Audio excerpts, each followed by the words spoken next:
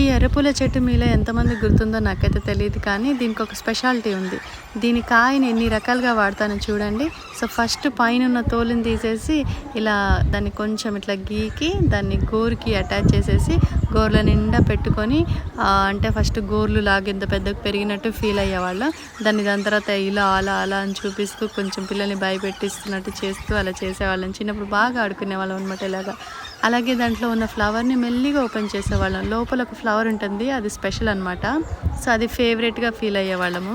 And మెల్లిగా open చేసి వీటిని మేము కోడిపుంజాట అనేవాళ్ళం అనమాట. మాకు బెస్ట్ ఫ్రెండ్స్ ఉంటారు కదా, చిన్నప్పుడు బెస్ట్ ఫ్రెండ్తో ఈ గేమ్ ఆడుతుంటే చాలా ఫన్నీగా అనిపిస్తుంది అనమాట. ఈ గేమ్ మీలో ఎంతమందికి ఈ గేమ్ గుర్తుండో కమెంట్ చేయండి నాకు. ఈ ఎర్రపూల చెట్టు మీలో ఎంతమంది గుర్తుందో నాకైతే తెలియదు, కానీ దీనికి ఒక స్పెషాలిటీ ఉంది.